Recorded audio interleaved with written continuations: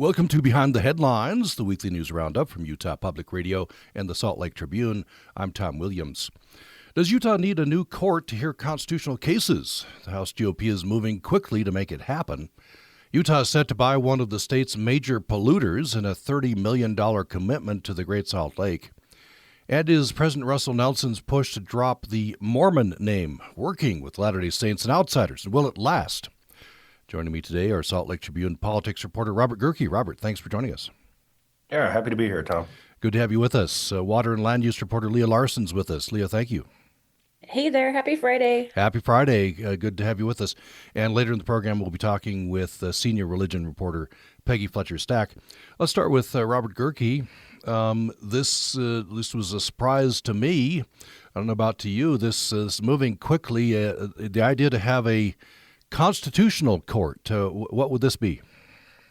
Yeah, so the way Representative Matt McPherson of West Valley presented this in committee the other day, he envisions it as having three judges who have statewide jurisdiction, and their job is to hear constitutional challenges to laws passed by the legislature. And so if there's a case where, say, the Better Boundaries dispute that's been going on for a while now, if somebody's challenging a law that the legislature passes, rather than going through a regular district court judge, as it would now, it would go before one of these three designated constitutional court judges. And so the thinking is that they would have expertise in the Constitution, although, arguably everybody learns about the Constitution in law school. So that's sort of the counter argument, I guess. But they would take these cases and they would handle them expeditiously. And he thinks that this would get these disputes resolved more quickly. Now, he got pushback on this, obviously. The state office of the courts and the Utah State Bar both opposed this, as did a number of attorneys who spoke in the committee, because they said, essentially, what this would allow the legislature to do is pick the three judges that they want to hear the constitutional challenges to the laws that they pass, and know that those would be the three judges who would hear these cases at the district, at the lower court level. Now, all the rulings that these constitutional court judges would issue would still be reviewable by the Utah Supreme Court. The Utah Supreme Court still gets the last word, but from Representative McPherson's standpoint, he wants to have, he thinks that these judges would have more expertise in constitutional law and be able to process these cases more quickly. No, some I think are suspicious. The legislators just want maybe a more favorable panel. What's the sponsor? What are Republicans saying to that? Yeah, as you mentioned, I mean, obviously, we've talked before on the show about all of the cases that have gone before the courts and been blocked by judges. For example, Utah's trigger law that bans abortion. We've talked about redistricting a lot here. Obviously, they keep losing in court there. Their law that banned transgender girls from playing high school sports got blocked by the courts until the case got dismissed. And so there are all these instances where the legislature has lost in district court. And so, the critics of this say, well, they're just trying to change the referees in the game, basically. They want to be able to pick the referees so they have a favorable panel.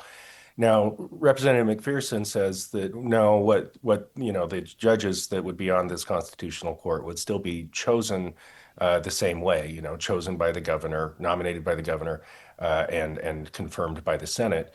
But, like I said, the state office of the courts and the state bar both said, well, this looks like you guys are trying to, it would undermine public trust in the independence of the judiciary, they said, if the legislature is picking the judges that they know are going to hear challenges to the laws that they pass. And so, there's a little bit of a standoff here. It's as I mentioned, it passed the House Law Enforcement Committee. Will be up for a vote potentially today in the House, and then going over to the Senate. There's some talk about sort of changing the way it's structured a little bit. I talked to Senate Majority Leader Kirk Collimore yesterday, who is a supporter of the concept, and the way he envisions it. It wouldn't be designated. These judges wouldn't only handle constitutional cases, but they would be designated as the judges who would be who would get these cases should they arise. And so that's a little bit of a different twist on it, but it still creates this whole sort of this whole pathway for these laws to take.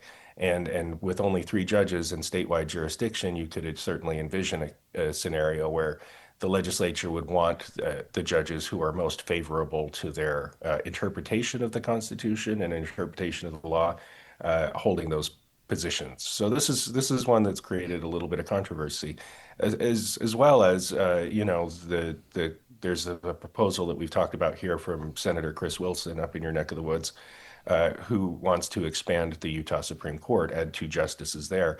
And that's already drawn, claims, accusations that they're trying to pack the court and get more favorable justices on the state court because they're tired of losing there.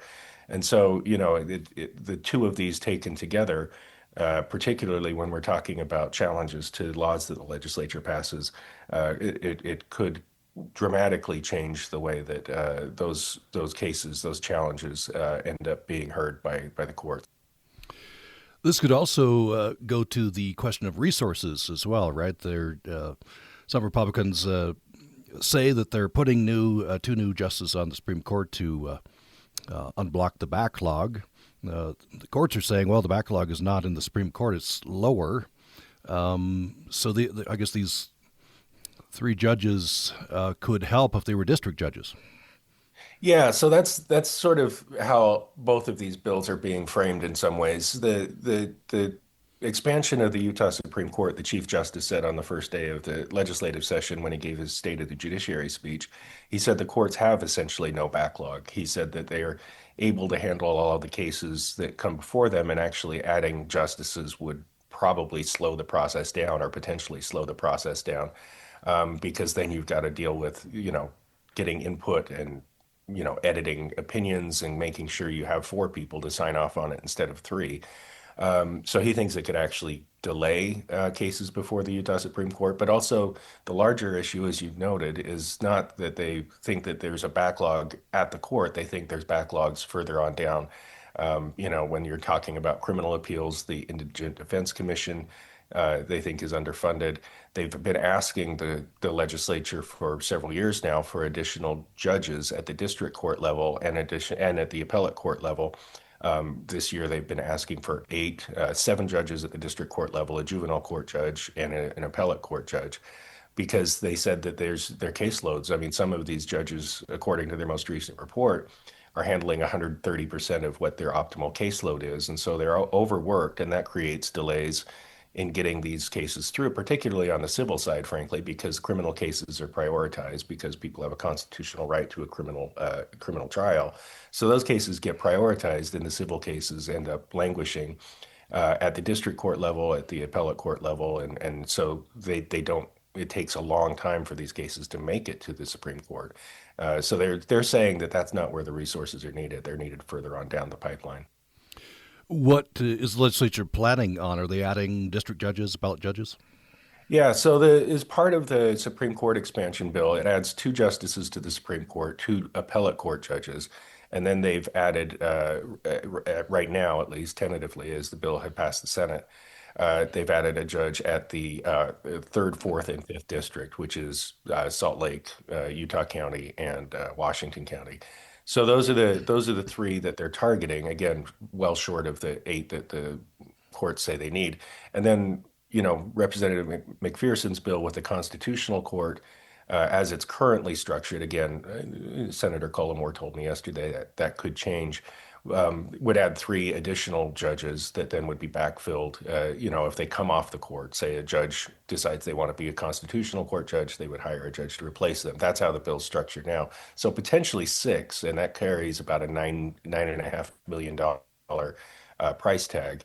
But as I said, they may change the way that's structured. So the 3 judges on the Constitutional Court are not new judges or additional judges. But the short answer to your question, sorry, I got carried away there. But the short answer to your question is right now as Senator Wilson's bill is structured, it would have 3 additional district court judges in Salt Lake, Utah, and Washington counties. No, it's good clarification. These new constitutional judges would not be new judges, I guess. Yeah. I guess one more thing from your story, Robert.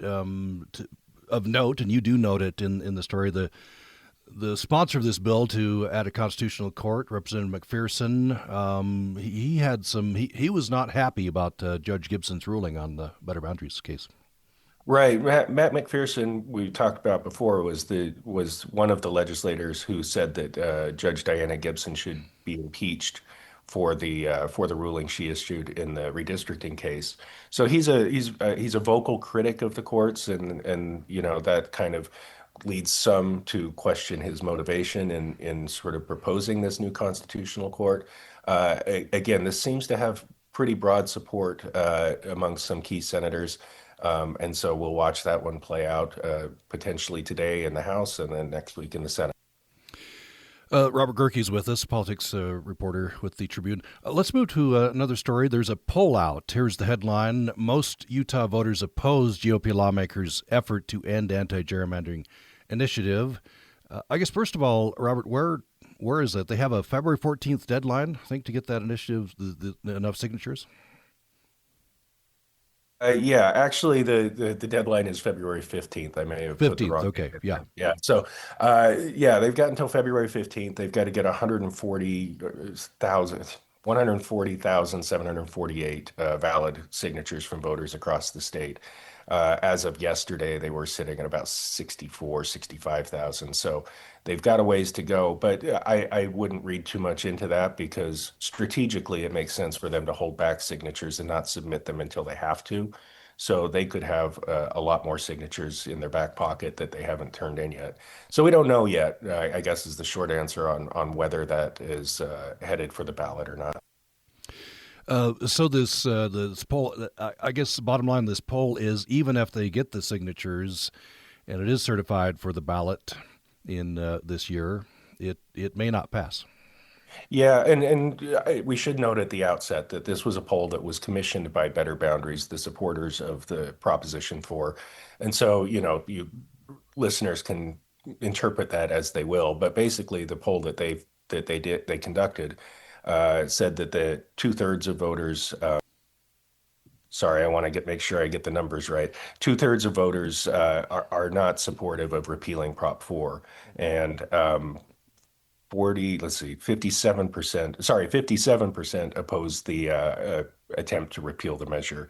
2/3 support the Independent Redistricting Commission and ban on gerrymandering. So it's that. Again, you put it before voters, that means even if it does get on the ballot, as you know, it could have a tough time passing. So, we'll have to watch and see how this plays out. And President Trump has weighed in, I believe, on this. Yeah, last Friday, he posted on social media encouraging Republicans and his supporters to get out and make sure that they sign the petitions.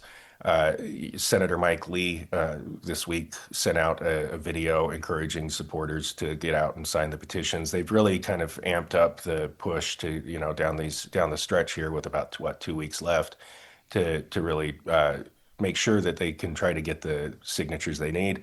And we'll have to kind of wait and see where they end up. Well, thanks for telling us about these stories. We've been talking with Salt Lake Tribune politics reporter Robert Gehrke. Robert, thank you. Yeah, absolutely. Thanks, Tom. I know we need to let you go, so we appreciate you coming on. Yep, got to get back to work. I appreciate it. Okay, thank you. Thanks. Have a great weekend. You too. So following a break, we'll be bringing in Salt Lake Tribune water and land use reporter Leia Larsen. Here's the headline. Utah is set to buy one of the state's major polluters in a $30 million commitment to the Great Salt Lake. You're listening to Behind the Headlines, the weekly news roundup from Utah Public Radio and the Salt Lake Tribune. Hope you'll stay with us through the break.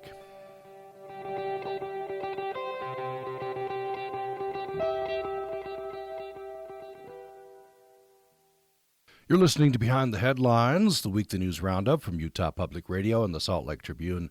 I'm Tom Williams. We bring in next water and land use reporter Leia Larsen. Leia, thank you.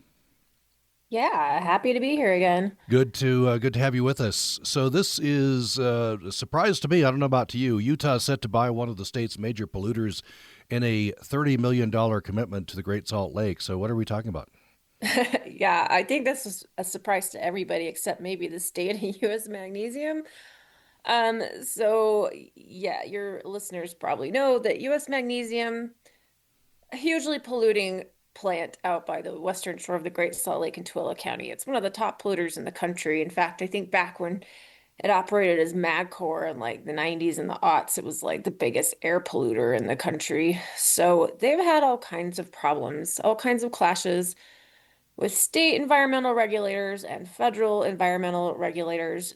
They have a long, long sordid history of financial woes and bankruptcy courts and restructurings. And so basically, after going through the bankruptcy process almost 20 years ago, they restructured, became US Magnesium instead of MagCorp, but still owned by the same company called Renco. They reached this agreement with the EPA that took almost 2 decades to forge, about how they were going to clean up their mess on the shores of the Great Salt Lake and protect the lake from having all their acidic wastewater from leaking in there. So everything was signed, good to go. And US Magnesium almost immediately began defaulting on its environmental obligations. And not only that, it started defaulting on its debts to contractors, to banks, to the state. The state claims it owes a bunch of royalties. So they were just in really hot water. And they had filed for bankruptcy to kind of prevent some lawsuits the state had filed against this company to force their hand and get them to start cleaning up their mess.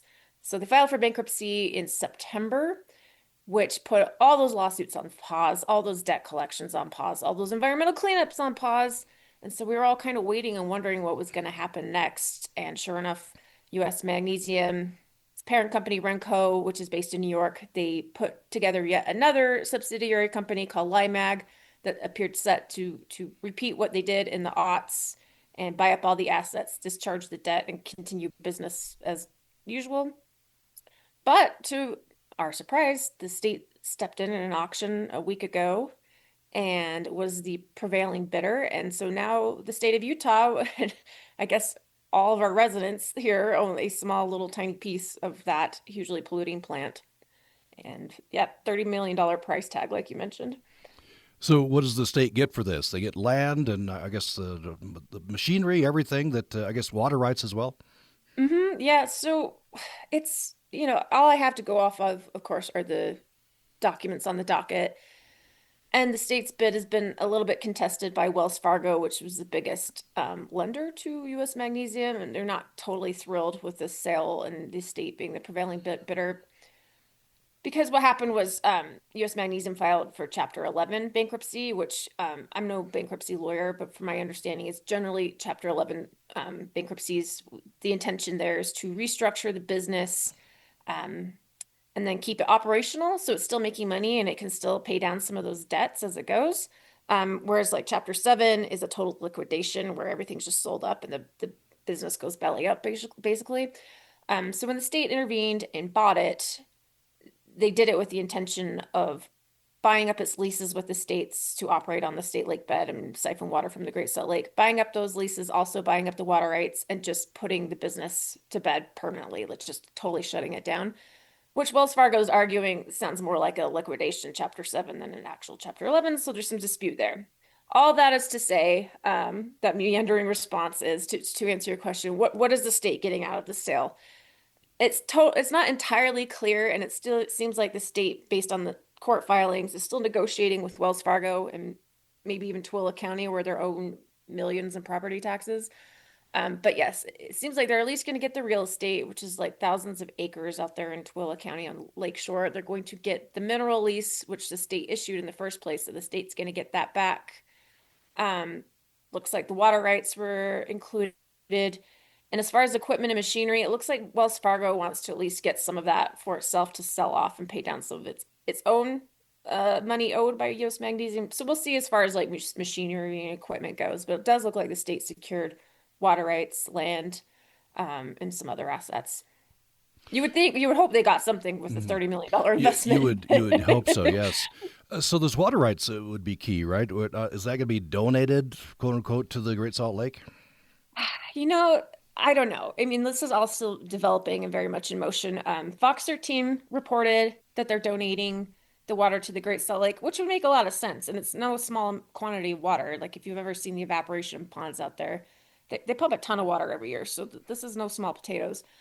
But when I try to get the state to confirm, like, okay, so are you actually, in fact, gonna, I guess it wouldn't even be donating the water to the lake. It would just be leaving the water in the lake, which I suppose is a donation of its own. But yeah, the state has not confirmed that yet, but we'll see. Now, I guess you break it, you own it. In this case, they didn't break it, but if you own it, does the state now pick up the liability to be on the hook to pay for the cleanup?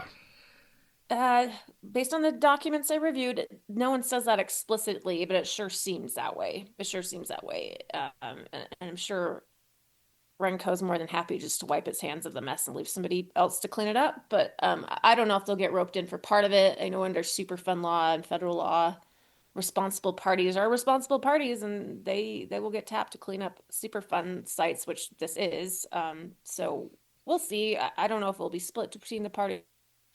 Another one of those details being worked out, but I'm sure a lot of Utahns and Great Salt Lake advocates will be happy that something is finally getting done, no matter who's paying. Do we have an estimated cost for what it'll take to clean up? Yeah, that's a tricky number to pin down as well. But I asked EPA earlier this year for this big story I did on, what does the future hold for U.S. magnesium? And the estimate they gave me was well over $100 million, which is insane. But in those court documents in the bankruptcy court, the state was kind of disputing that. They're like, well, the state haven't put forward an estimate. That's not our numbers. We haven't put a number out there. So I don't know. Maybe the state thinks with the resources it has, it won't cost as much. But there was a lot of stuff to clean up out there. There's no doubt about that. Well, thanks for telling us about this very interesting story. We're talking with Leia Larsen, water and land use reporter. I want to move to this one. This is interesting. Here's the headline: A rare water denial near the Great Salt Lake sparks a new lawsuit. There's kind of some complications in here, but some interesting broad implications. So I guess maybe a place to start would be Governor Cox. In 2022, he closed, I'm quoting from your story, much of the Great Salt Lake Basin to new water right applications, but with, I guess, an exception or two. Yeah, it feels like court day behind the headlines because we're talking about like new constitutional court, gerrymandering court, bankruptcy court, and now we're talking about water rights court, I guess. But yeah, back in 2022, to your point, the governor did close much of the Great Salt Lake Basin to new water rights appropriations because at that time, if you want to remember back, the Great Salt Lake was really struggling 2022, hit it the second record low for the second year in a row. The ecosystem that was showing signs of complete collapse. We couldn't find brine flies anywhere, and the brine flies, of course, are what feed all these birds that migrate in. Brine shrimp are also struggling. So yes, the governor closed the basin, most of it, to new water rights appropriations. And then we had that great winter in 2023 where we had snowpack we'd never seen before, which helped the lake a little bit. So a year after the governor shut down the basin to new appropriations, House Speaker Mike Schultz filed for a water right appropriation for his ranch on the Promontory Point Peninsula out there on the North Arm near Spiral Jetties. So he filed an application for a bunch of water rights, and it just happened to fall within that sort of carve out that the governor had made to exclude the West Desert of Box Elder and Tooele counties. So the House Speaker took advantage of that to get some water rights for his ranch. His claim was that he was going to drill these wells super, super deep so it wouldn't impact the Great Salt Lake. I think lake advocates and hydrogeologists would contend that a little bit, but he was successfully able to get those water rights. So with that in mind, another company, one of the speaker's neighbors out there on the peninsula, decided to do the same thing and had very different results. Yeah, their application was mostly denied. Why is this an administrator? The state engineer, I guess, is who's ruling on this? Yeah, the state engineer is definitely one of the top dogs when it comes to water in the state. Whenever anybody wants a water right, a new water right, or they want to change how they use their water right or sell it to somebody else, she is the person who has to sign off on everything water rights. She is the head of the division of water rights as well as the state engineer. So yes, so this company called, or this landowner, I guess, called Mango Spiral Jetty LLC, which I was joking with one of my sources. Doesn't that sound like a delicious smoothie or something? Mango Spiral Jetty. Yeah. So they own a ranch out there that they bought in like 2018 or 2019. They filed for water rights similar to House Speaker Schultz did a couple years ago. But at the end of the year, they were denied by the state engineer, and they are not happy about it. So they are Mm. suing the state. No, part of what they wanted to do, this not the majority of the land or the water. A company called Waterleaf is involved. They want to produce lithium, right? Right. There's so many twists and Y- turns to this Yeah, spiraling story. right. But I Um, guess the lithium usually you'd suck a lot of water. They say they can return most of the water using yeah. Yes. ion filtration, but there's a catch, right? They need fresh water to rinse off their technology. Yes, you're right. So if you think back to, again, 2022 when the lake was in dire straits, all these mineral companies that currently operate on the lake, such as Compass Minerals and even US Magnesium, back when it was operational, they got all excited about lithium. Lithium was going bananas. It was in high demand to make electric vehicle batteries. So Compass Minerals, which basically pulls minerals from the lake to make fertilizer, they went all in on lithium and were like prepared to siphon even more water from the Great Salt Lake to evaporate for this lithium thing. And the state stepped in and was like, absolutely not. Like, you don't have a royalty agreement for lithium. Also, what about the lake? You can't just start pulling more water from it. So it created all this mess. Enter this company called Waterleaf and its parent company called Lilac. Um, so they jump on the scene and they claim that they can extract lithium from the Great Salt Lake without actually depleting any of its water. So I actually went out to their pilot site over the summer over there, about a mile north of the Spiral Jetty. And I'm not a chemist or an engineer or anything, but it all looked to be working. I mean, you could see a pipe going out to the Great Salt Lake and pumping water. It ran it through this proprietary technology they have, these beads that I guess bond to the lithium while all the rest of the minerals and water pass right through. So you could see like the tanks of lithium that they had extracted, and then you could see the water going back out to the lake. So their claim is that while they're seeking a big water right to pull water from the Great Salt Lake, they promise they're not going to deplete anything. They're going to put all the water back minus the lithium. So they just finished a pilot project that wrapped in the summer, demonstrating to the state that their technology is viable. So what they're waiting for is A, their approval from the state engineer to get their water rights out of the Great Salt Lake, and B, they also, as you mentioned, need fresh water to rinse their technology and keep it operational. So they need a small bit in comparison to the briny water from the Great Salt Lake, but they do need the fresh water. When I was out there, they did tell me that they had got fresh water from some wells owned by a private landowner. Well, that private landowner happens to be Mango Spiral Jetty LLC, or at least that's how it appears. They wouldn't fully confirm that, but all signs point to this being the fact because they're leasing land owned by Mango Spiral Jetty.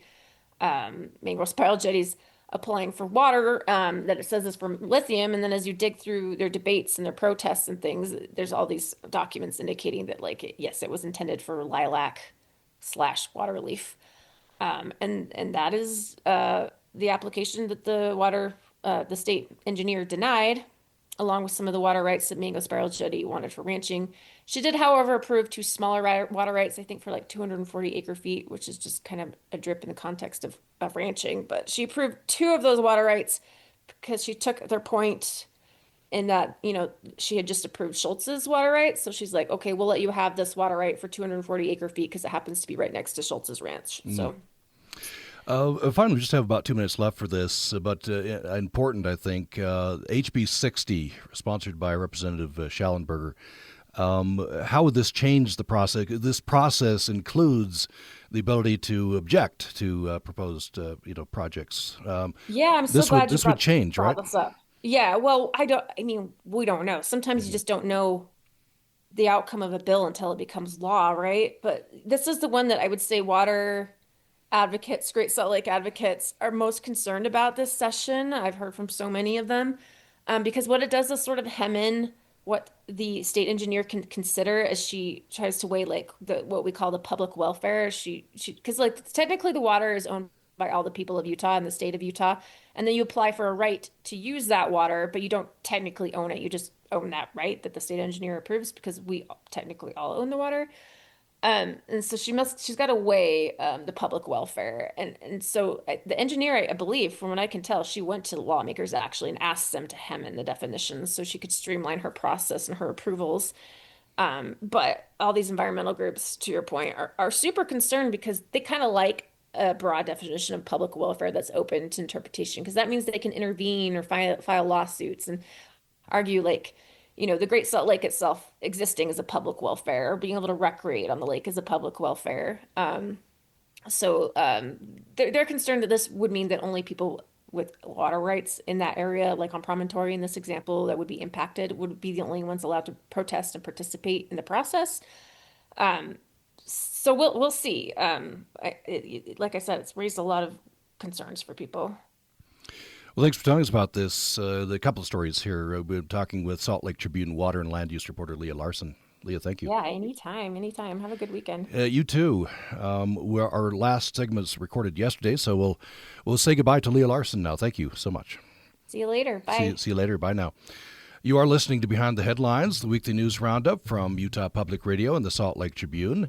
And coming up following a break, we'll be talking with senior religion reporter Peggy Fletcher Stack. Here's the headline. Is President Russell Nelson's push to drop the Mormon name working with Latter-day Saints and outsiders, and will it last? We'll talk about that following the break.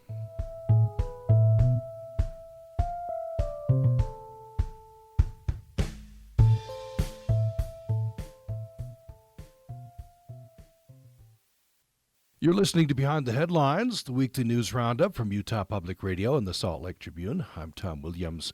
We turn next to Salt Lake Tribune senior religion reporter Peggy Fletcher Stack. Peggy, thanks so much for joining us. Happy to do it. It was an interesting story. Here is the headline. Is President Nelson's push to drop the Mormon name working with Latter-day Saints and outsiders? And will it last?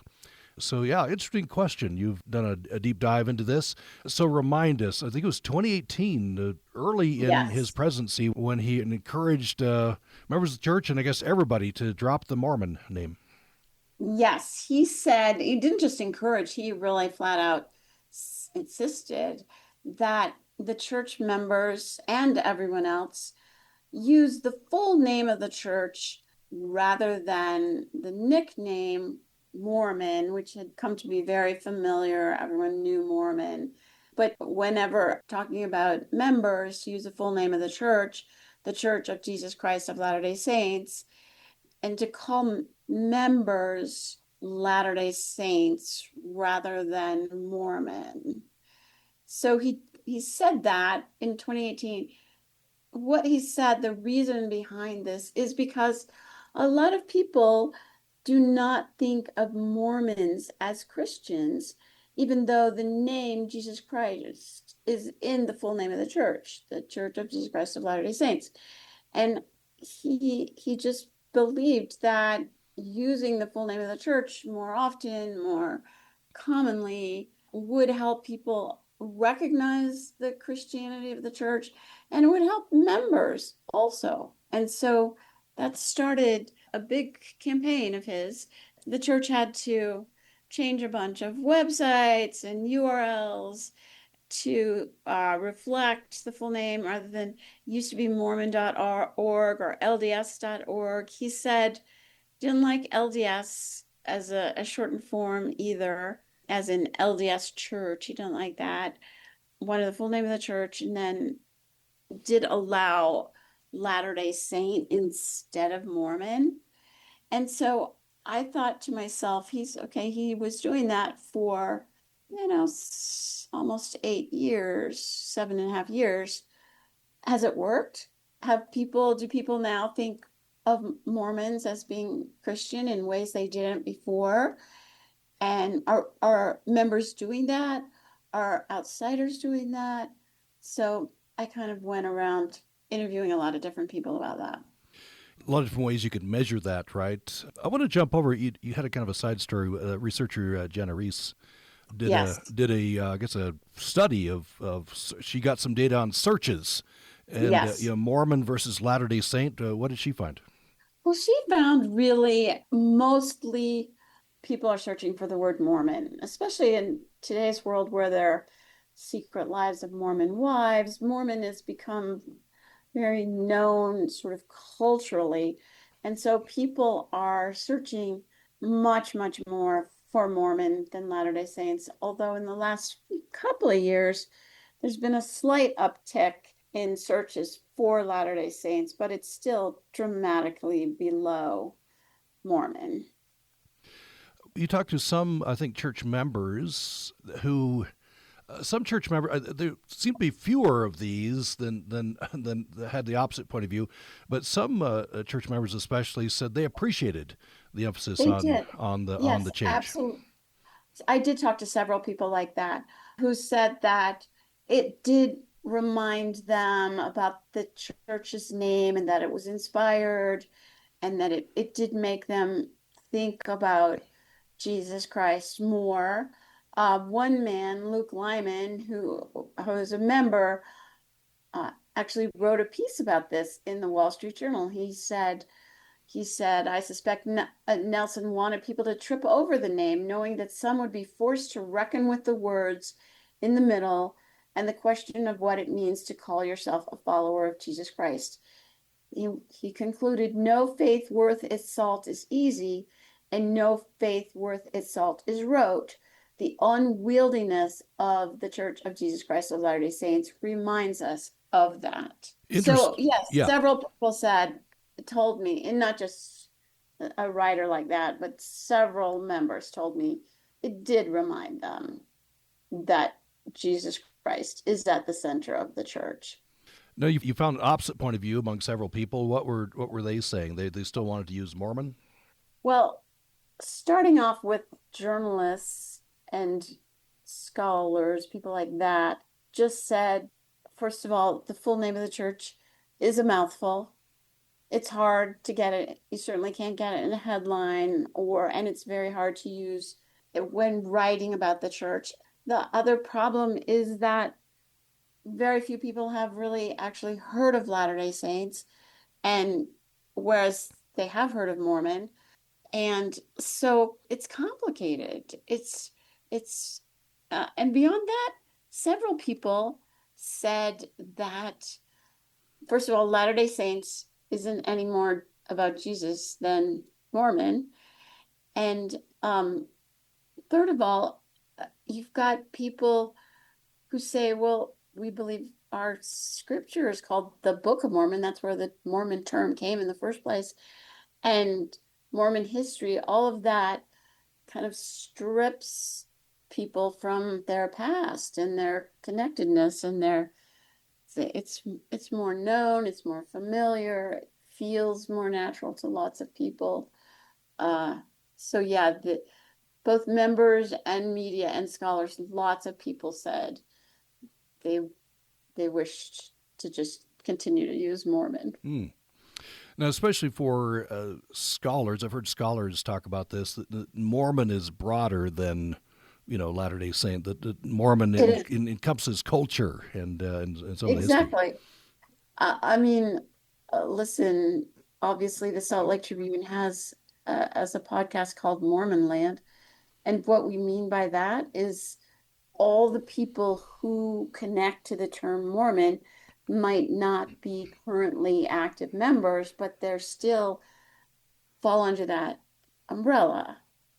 And yes, so it just, when you're talking about outsiders like historians writing to a general audience, the term Mormon is much more identifiable.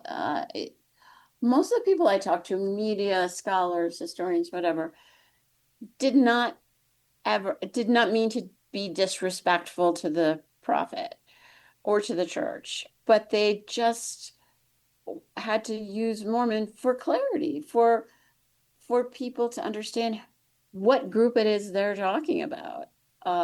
Otherwise, even the full name of the church, the average American is not familiar with that. So let's say you're a pollster and you're cold calling someone, and you say, what do you think of the Church of Jesus Christ of Latter-day Saints? 9 times out of 10, they won't know who that is. And then if the pollster says, Mormons, they're like, oh, yes, I do have an opinion about that. Does the church itself have anything to say about this? Yes, the church gave me a statement that that they have done some polling as well, and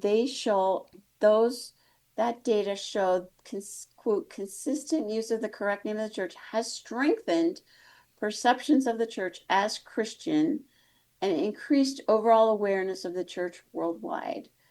And these insights, the spokesperson said, continue to guide efforts to more clearly represent the central role of Jesus Christ in the church's identity. So yes, the church itself, according to that statement, thinks it's been on balance overall a good effort.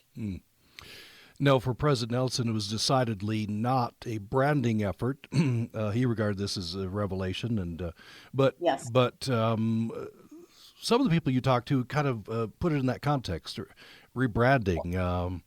Yes, I did talk to some branding experts, and just asked them, well, what do you think? Has this changed people's mind? Is it catching on, this sort of new brand? And I did have one expert tell me that just from a business point of view, he's not speaking about anything spiritual. He just says, he compares it to the Utah Jazz playing at the Delta Center, and then it got changed to Energy Solutions Arena and then Vivint. But for most of the time, fans still called it the Delta Center. And he just said the bar was too high for the Delta Center to change its name. It sure seems too high for the church, he said. Rather than change the name, he says, why not alter the perception of the name? And that actually was exactly what previous President Gordon Hinckley was trying to do. He was behind the previous "I'm a Mormon" campaign. He knew that people had some negative feelings about Mormonism, and so the church created this whole "I am a Mormon" initiative, which happened during Mitt Romney's run for the U.S. presidency. And he said, instead of changing our name from Mormon to Latter-day Saint or to something else, let's try to make people's perception of Mormon better. And so there was this whole campaign where people taped themselves saying, I'm a skateboarder, I'm a book lover, I'm a gardener, and I'm a Mormon, to try to infuse that word with positivity. And it really worked. At that time, there was a more positive view of Mormons than had been true in the past. So this is a new directive. I found this especially interesting. You got the view from abroad. In fact, that's the subheadline. You talked to a Belgian Latter-day Saint. What did he say? Well, he was very disheartened by this move because he has spent literally decades convincing Europeans that Mormonism is not a cult. And he loved that "I'm a Mormon" campaign and the Mormon Helping Hands, where members are helping other people and they wear yellow shirts that say Mormons Helping Hands. And it was a way of normalizing the word Mormon or the church. And then he said to not be able to use all that effort now is lost. And now he says international media only use it when it comes to things like Secret Lives of Mormon Wives. And it's kind of back to, oh, the church is a cult. And the other thing that he said, which is so interesting, is that one unintended consequence of constantly repeating the church's full name is that many might not focus on the Jesus Christ part in the middle, but the end part, the Latter-day Saint mentioned. Mormon is a proper name. It's a name of a character in the Book of Mormon. And that word is the same in every language. But Latter-day Saints can be translated differently in different languages. In Chinese, it is Jesus Christ Latter-day Saints Church, or literally Jesus Christ later period Holy Saints Church, Holy Ones of the Last Days. And that also doesn't say Jesus Christ. It a little bit sounds like end times, apocalyptic. And is that how the church wants to be known? Mm-hmm. You talked to a Latter-day Saint podcaster. This is kind of interesting, gets into the culture, I guess. I'll just quote this. She says, "At the time, I worried this push from President Nelson would become yet another shibboleth, a sorting mechanism used by some members to determine others' faithfulness." I don't know if she felt that it had gone down that way. You know what? That is what I heard the most often, which is that it has been used as a kind of weapon against members or media that continue to use the term Mormon as if it's some evil thing or bad thing, or as she puts it, a shibboleth. It's like it's become a bit of a tool for judging, which is really unfortunate that anybody who loves the church continues to be involved in it, but uses the term Mormon, then this gives people a sense, oh, they're not following the prophet, and so judges them. Somebody, I was searching for it in the story, but there's somebody who said, well, we need more time, right? The Yes. next generation might not be so wedded to Mormon. This might work in the next generation. It's true. I mean, there could be, if the younger generation of today is growing up without the word Mormon, maybe in a couple more generations when the oldsters have died off or something. Unfortunately, as the person at the end of my story says, right now, there is no easy substitute for Mormon. Latter-day Saints doesn't work, as we've said in lots of places. The full name of the church just doesn't work because it's too long. It doesn't fit in any sentences. It doesn't fit in a headline. And Mormon has just been very, very good at that for those reasons. But in the future, maybe the church will evolve away from it, and maybe they just have to take their time and wait it out. I don't know. So for the immediate future, we have a new church president, right? President Oaks. Yes. Any idea how he feels about this, or if he's going to continue this push? Well, actually, that was yet another reason why I took on this project, was both because I wanted to see how it was faring, but I also wondered if Dallin Oaks would continue this, or whether he would back away from it, or do something else. Most people I talked to did not think that he would come out against President Nelson's edict, but maybe will soften it, or not push it so much.